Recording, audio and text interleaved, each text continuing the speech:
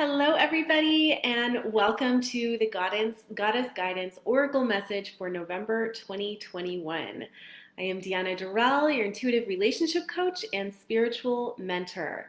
And today, if you're new to my community, we pull cards for the month of November, the month ahead, so you can see what you can expect as far as relationships go.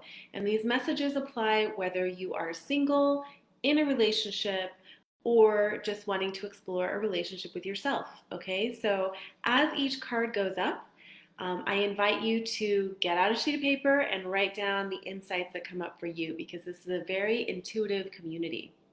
And if you would like more tips and messages on how to trust and love yourself, please be sure to subscribe to the YouTube channel and make sure that you grab your free gift at thedancinggoddess.com. So let's go ahead and get started. First, what is the theme for November? November is all about transformation.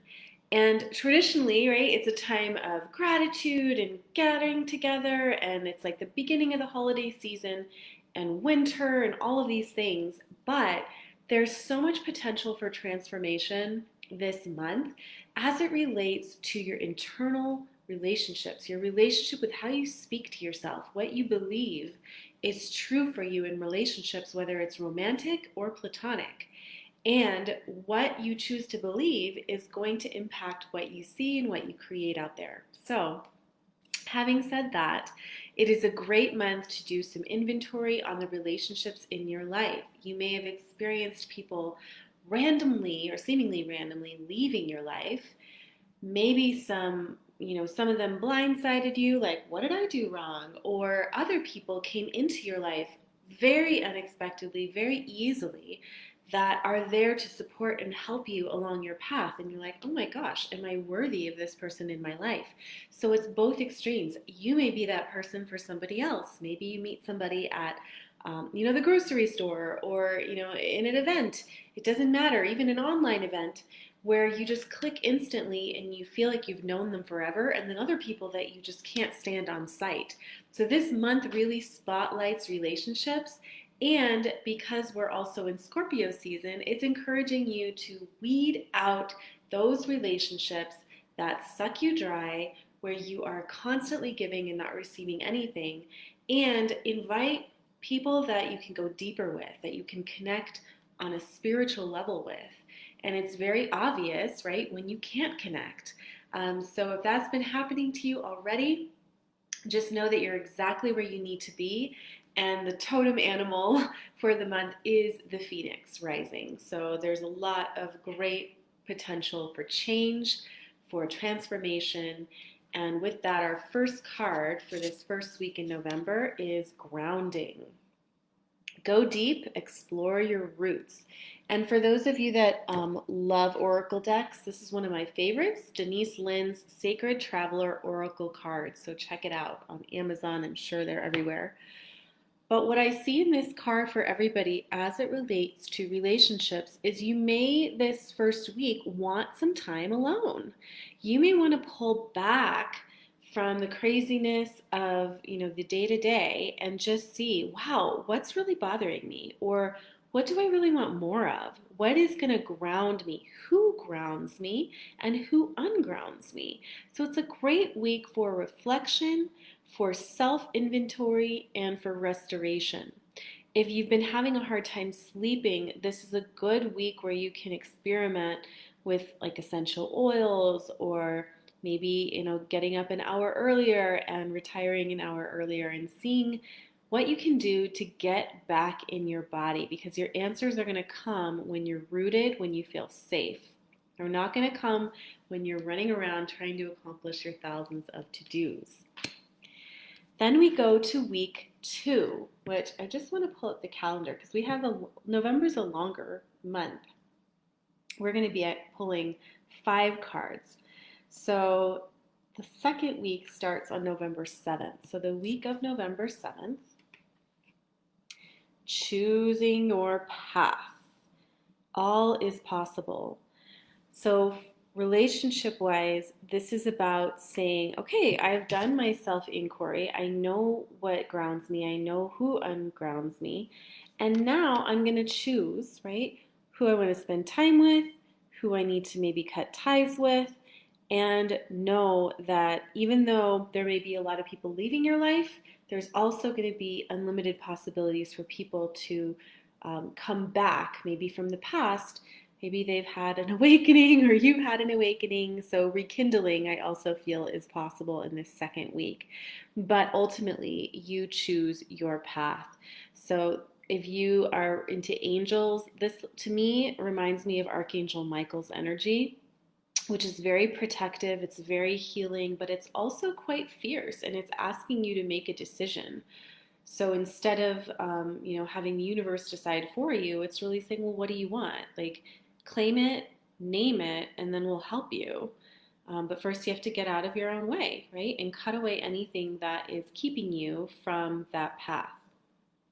So, where have you allowed relationships to kind of dictate your path, right? Versus you being the creator and the initiator, and saying, this is kind of what I want in my relationships, and then coming together with somebody, right? It's a different energy. One is very much like, I'm just going to let things happen. And the other one is, this is how I want to feel. This is how I choose to be. And this is the energy and the frequency that I'm going to come in with and set the standard for. And then if you want to join me in this dance, hey, you can, right? So it's more empowering. I also want to give you dates. So backing up a bit, November 4th, we have a moon in Scorpio. And I want to say that it is, just want to check. I want to say that it is a full moon. Yeah, new moon.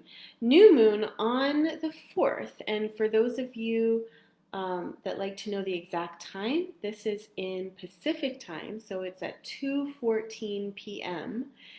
And because it's in Scorpio, again, everything gets to be unearthed that needs to be unearthed. You get to heal, you get to forgive, you get to move on, sometimes brutally. And you also have an opportunity, right, to go deeper into your intuition. So you may be guided to take spiritual classes. And again, as it relates to relationships, that question of spirituality comes up.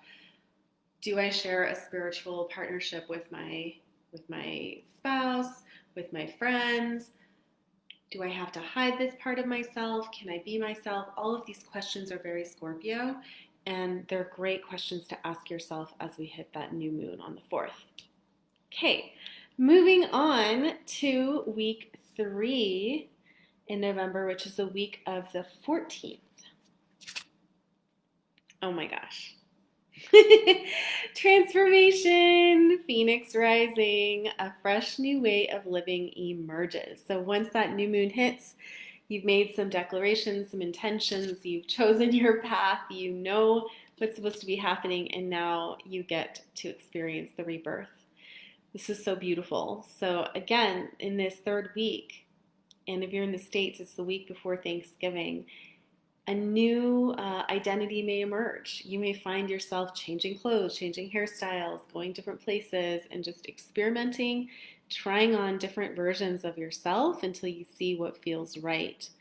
And what's in your life at this time is probably there to stay for a while. So nurture those relationships that are still there come the third week.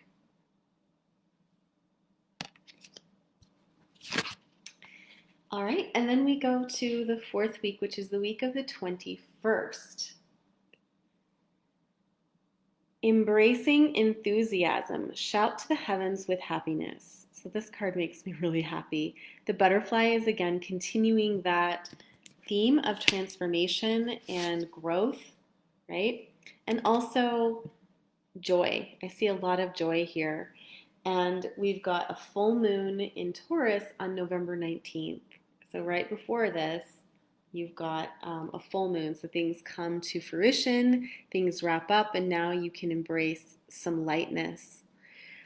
It may feel like a heavy month, but it's only heavy to the degree that you haven't let something go. that make sense? So if you've been doing your shedding work, if you've been watching my videos and following like the messages, it's very much, are you following that truth, that internal compass? If you haven't, it may feel like a very heavy month, but at any time you can choose to release that weight. You can choose to forgive. You can choose to stop worrying. If you do struggle with worry or anxiety at all, one thing that's really helpful for a lot of the clients I work with is having a worry box. So you can take like an empty tissue box or a bowl or something, right? And write on it, my worry box. I surrender these worries to you, Spirit, and get a Post-it and write down what you're worried about and pop it in. And that symbolizes that you've, surrendered it. And then if there's anything to do about it, you'll be shown. But if there's not, right, then sometimes we're just addicted to worry. But this is saying embrace your joy. There's a lot to be thankful for this month too. And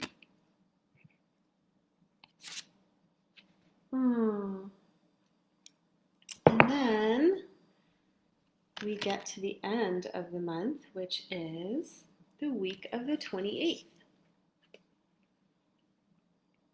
Passion and pleasure. Look at those gypsies. I love it. I don't know about you, but I feel like I have a gypsy soul. I resonate so much with this card. Savor your life. So no matter what happened, right?